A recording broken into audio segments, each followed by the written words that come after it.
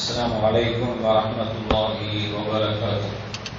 الحمد لله والصلاة والسلام على رسول الله وعلى آله وأصحابه حزب الله. கண்ணியத்திற்குரிய அல்லாஹ்வினுடையவர்களே, நாம் தொடர்ந்து இந்த அதிகாலை சிந்தனை வழியாக அண்ணல் நபி ஸல்லல்லாஹு அலைஹி வஸல்லம் அவர்களின் அருமை வரலாற்றை அதன் படிப்பினைகளோடு பார்த்து வருகிறோம்.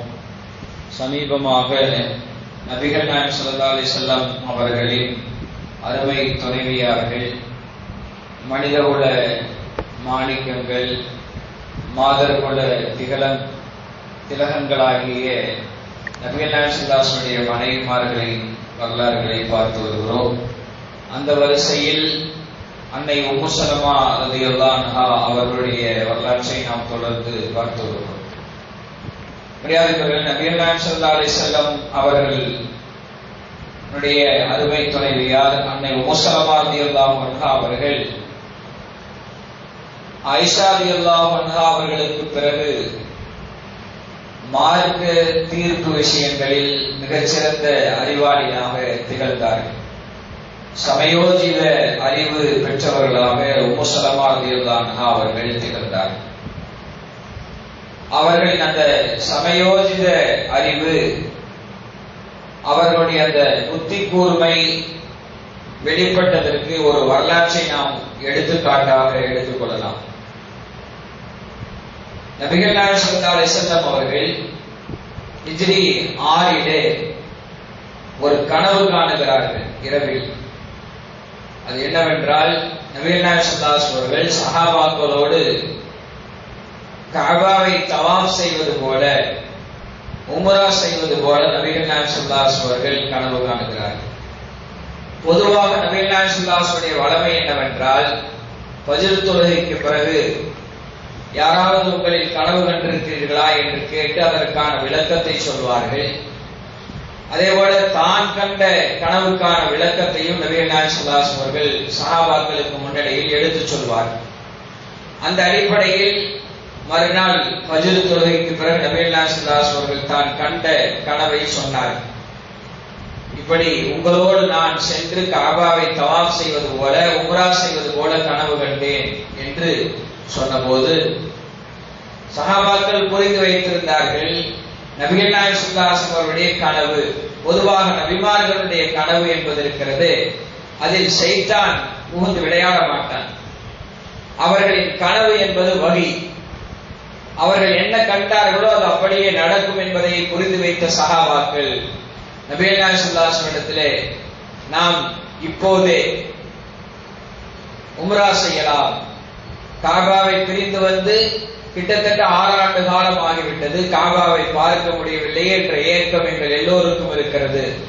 எனவே நாம் காபாவை சென்று தவாஃப் செய்யலாம், உம்ரா செய்யலாம் என்று சஹாபாக்கள் தங்களுடைய ஆசையை நபிகள் நாயகம் ஸல்லல்லாஹு அலைஹி வஸல்லம் வெளிப்படுத்திய போது நபிகள் நாயகம் ஸல்லல்லாஹு அலைஹி வஸல்லம் சொன்னார்கள், நான் கண்ட கனவு உண்மைதான், ஆனால் இந்த ஆண்டு அது நிகழும் என்பது எனக்கு சொல்லப்படவில்லை, எந்த ஆண்டு என்று சொல்லப்படவில்லை, கொஞ்சம் பொறுமை காக்கலாம் என்று நபிகள் நாயகம் ஸல்லல்லாஹு அலைஹி வஸல்லம் சொன்னபோது சஹாபாக்கள் மீண்டும் மீண்டும் அந்த விஷயத்தை வலியுறுத்துகிறார்கள்.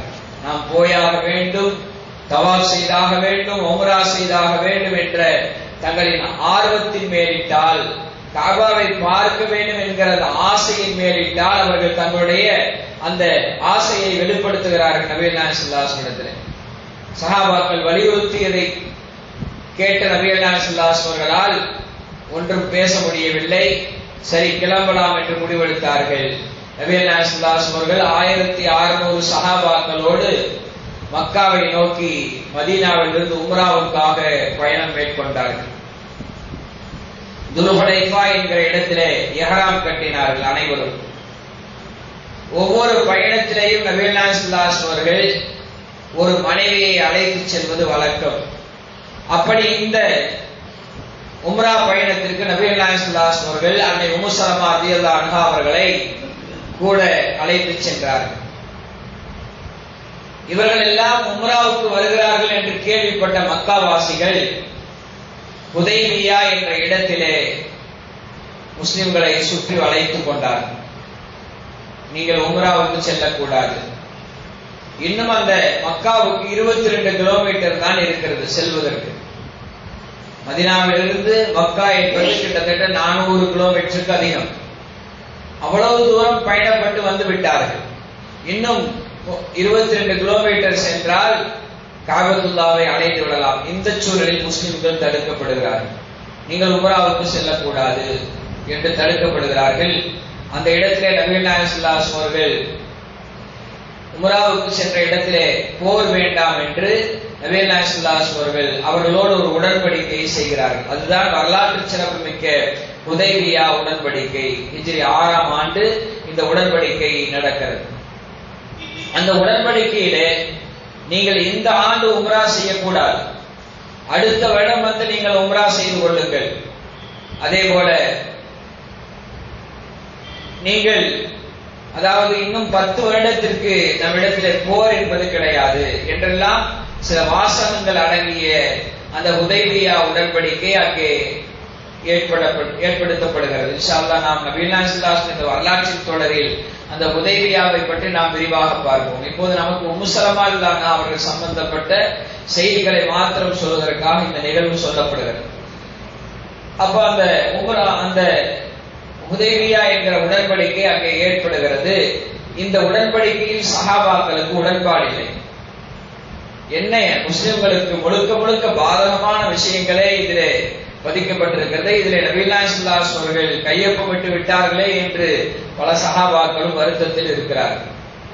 இந்த சூழலில் பொதுவாக ஹஜ்ஜுக்காகவோ உம்ராவுக்காகவோ இஹ்ராம் கட்டிவிட்டால் ஹஜ்ஜோ உம்ராவோ செய்ய முடியாமல் போனால் அதற்கு ஒரு ஆட்டையோ அல்லது மாட்டையோ ஒரு ஒட்டகத்தையோ அறுத்து பலி கொடுக்க வேண்டும், இஹ்ராமை களைய வேண்டும்,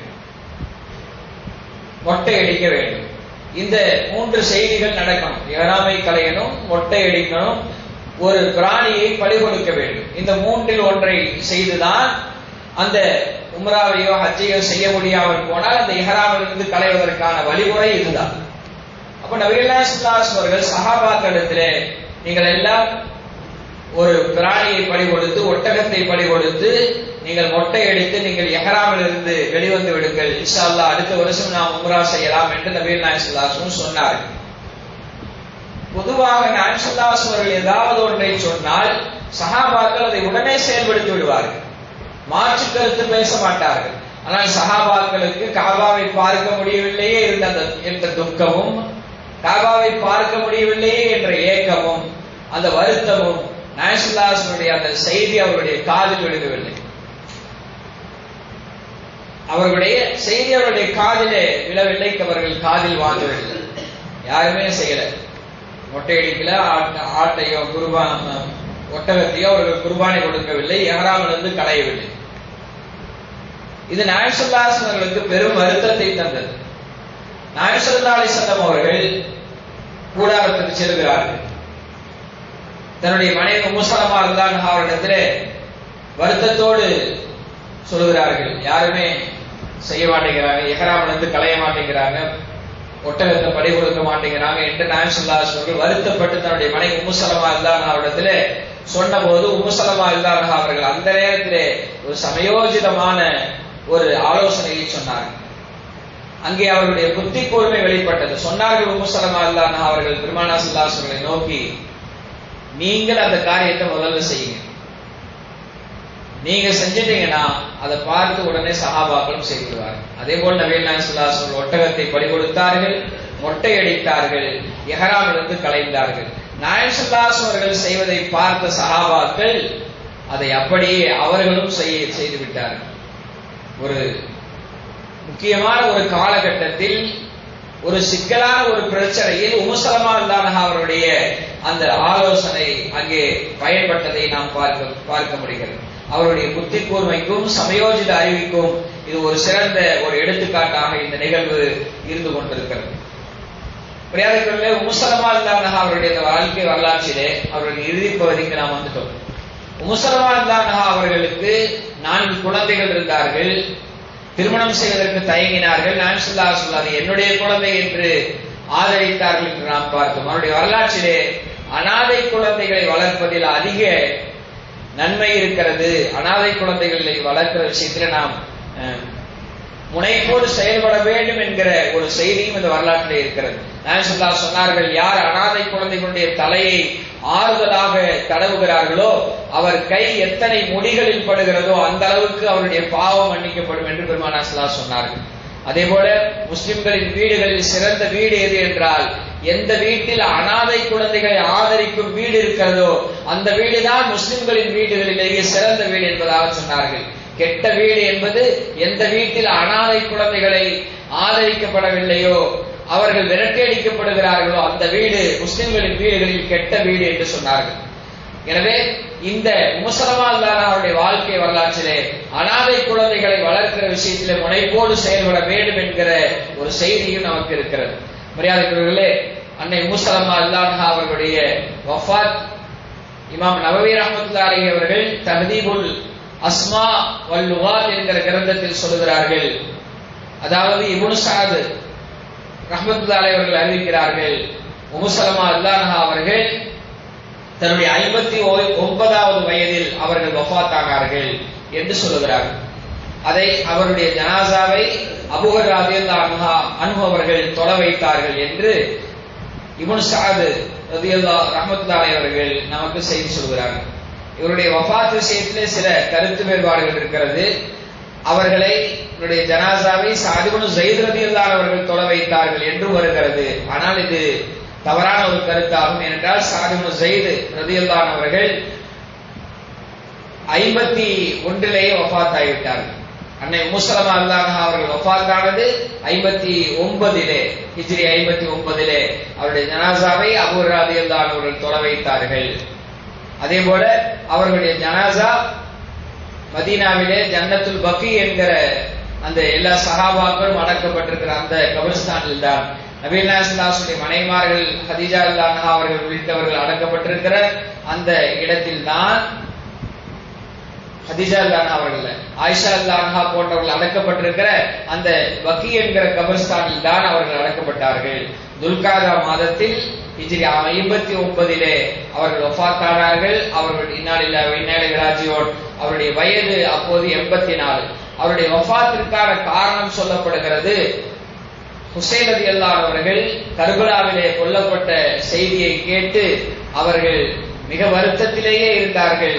அந்த வருத்தத்தின் பின்னணியில் தான் அவர்களுடைய வஃபாத் நிகழ்ந்தது என்பதாக நமக்கு வரலாற்று ஆய்வாளர்கள் சொல்கிறார்கள். நபிகள் ஸல்லல்லாஹு அலைஹி வஸல்லம் மனைவிமார்களில் கடைசியாக வஃபாத்தானவர் அன்னை உம்மு ஸலமா அவர்கள். அல்லாஹ் தஆலா உம்மு ஸலமா அவருடைய இந்த வரலாற்றை கேட்பதன் மூலமாக அதிலிருந்து கிடைக்கிற படிப்பினைகளை பின்பற்றி நடக்கக்கூடிய நல்ல தௌஃபீக்கை நமக்கு தந்தல்வானாக. நபிகள் ஸல்லல்லாஹு அலைஹி வஸல்லம் வரலாற்றை கேட்பதன் மூலமாக அவரின் பெயர்கள் சொல்லப்படுகிற போதெல்லாம் அதிகமாக ஸலவாத் சொல்லக்கூடிய, அவர்களுடைய பிரியத்தை மனதிலே ஆழப்பதித்துக் கொள்ளக்கூடிய தௌஃபீக்கை அல்லாஹ் தஆலா நமக்கு நல்குவானாக. ஆமீன். வாஹிரு தஅவானா அல்ஹம்துலில்லாஹி ரப்பில் ஆலமீன். அஸ்ஸலாமு அலைக்கும் வரஹ்மத்துல்லாஹி வபரகாத்துஹு. இன்ஷா அல்லாஹ் நாளை நபிகள் நாயகம் ஸல்லல்லாஹு அலைஹி வஸல்லம் அடுத்த மனைவியினுடைய வரலாற்றை நாம் பார்ப்போம். அல்லாஹ் தஆலா எதை சொன்னோமோ எதை கேட்டோமோ அதை அடிப்படையில் செய்வதற்கு நான் பாக்கியத்தை நம்மளுக்கும் தந்தல்வானாக. ஆமீன். வாஹிரு தஅவானா அல்ஹம்துலில்லாஹி ரப்பில் ஆலமீன். சுப்ஹானல்லாஹி வ பிஹம்திஹி சுப்ஹானக்கல்லாஹும்ம வ பிஹம்திக நஷ்ஹது அல்லா இலாஹா இல்லா அன்த வ நஸ்தக்ஃபிருக வ நதூபு இலைக்.